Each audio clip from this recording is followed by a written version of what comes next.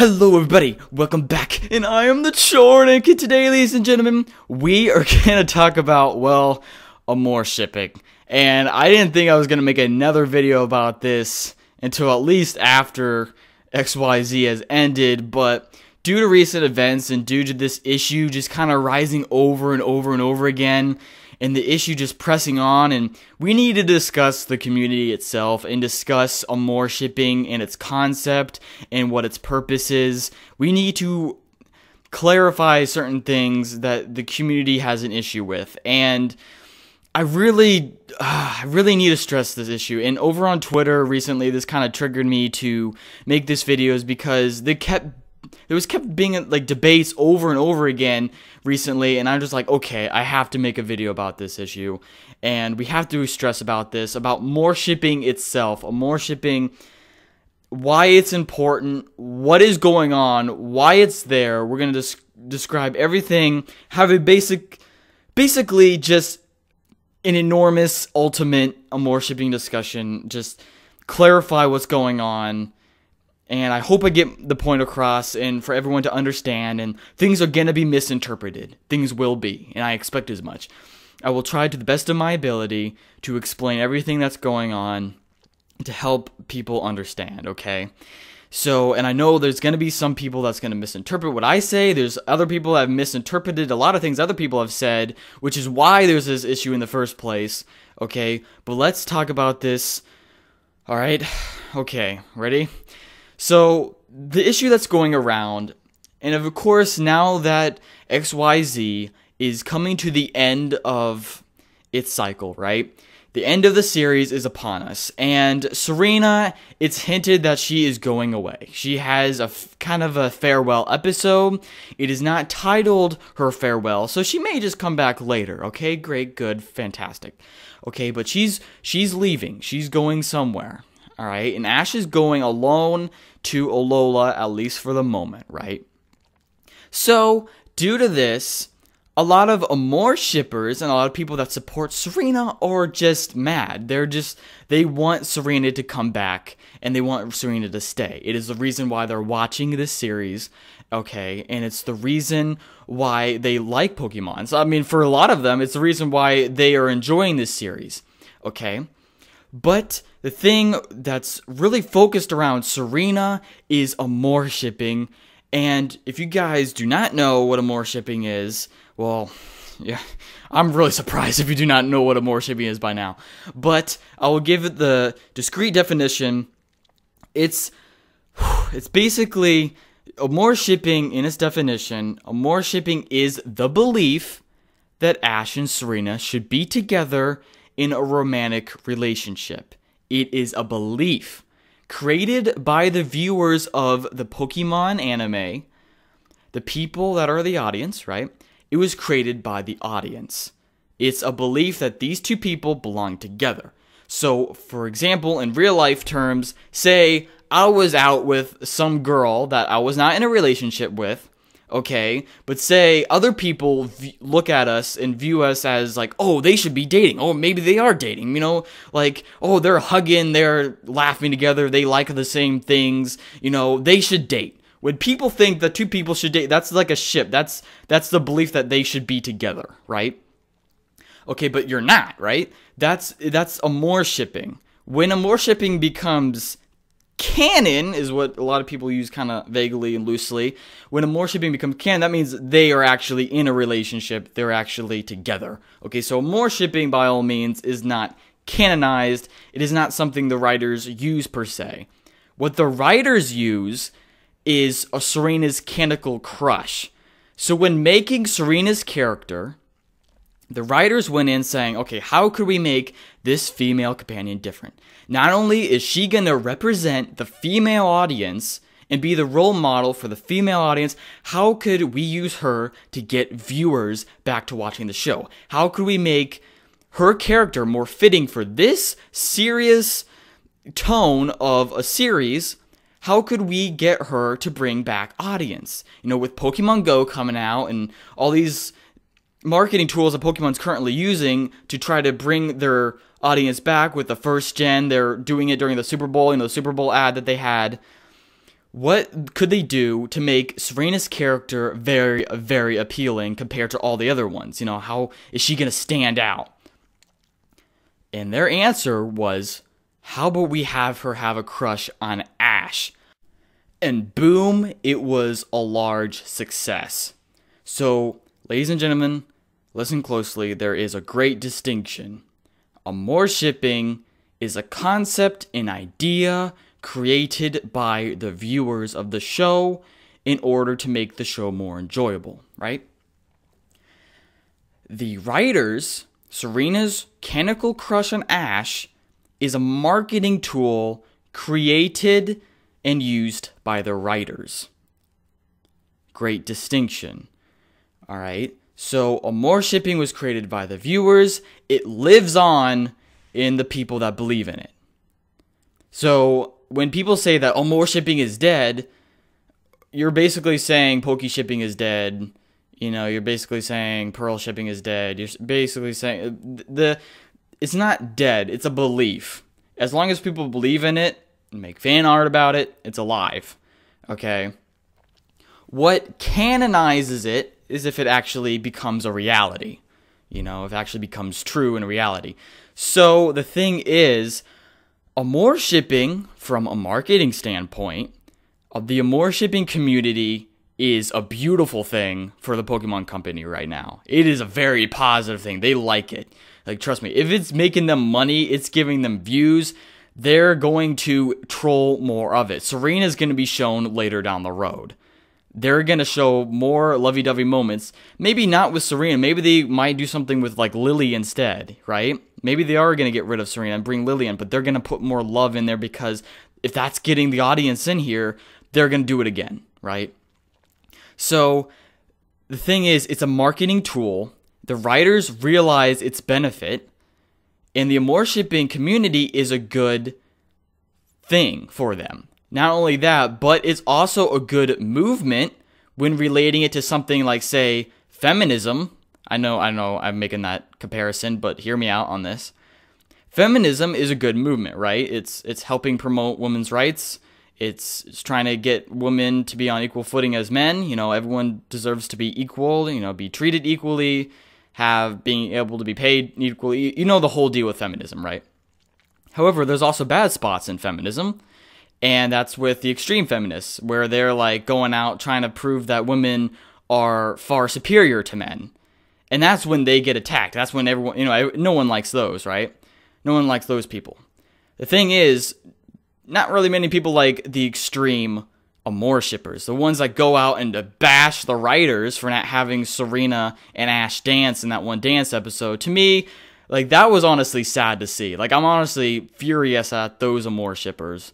Okay, the fact that they went and attacked, and she even apologized, and she thought she wrote a terrible episode, when the episode was actually, it was actually amazing. She wrote a good episode. That dance episode was well done, and she thought she wrote a terrible episode because of these Amourshippers, right? So, there is bad spots in the Amourshipping community. I'm going to acknowledge that, yes. But acknowledging, when people go out and post certain tweets and videos, like generalizing the entire community has the same view and same structure and same vision, and that everyone's bad, like, and everyone, like, it just, that really ticks a lot of Amourshippers off, and it's wrong. It's wrong to do that. You're stereotyping in a way. Okay, so going back to Amourshipping being a positive influence and being good, is that it's helping to change Pokemon. Right now, Pokemon thinks that everything should stay the same. People are content with things staying the same. But if people actually speak up, like what Amourshippers are doing, and wanting Serena to move on with Ash to another region, or their relationship to become canon, if Pokemon realizes that the audience is furious with what Pokemon is doing and having Ash lose the league and all, etc., they're going to change their show, and they're going to have him win. They're going to have him get a girlfriend if the audience, like, truly presses this issue. The fact is, up till now, they haven't. So really getting mad at the Amourshippers, I mean, they're just trying to change Pokemon in a way. Because they're doing something. All right, and you're sitting back on your behind saying, "Oh, Pokemon's never gonna change." Pokemon. Well, why is the reason for that? You're not doing anything about it. You're not speaking up about it. That's why. And Amourshipers generally are. They're speaking up. They're like, "Hey, we want Serena to travel to Alola. We want her to be with Ash. We want Ash to win the league." Right?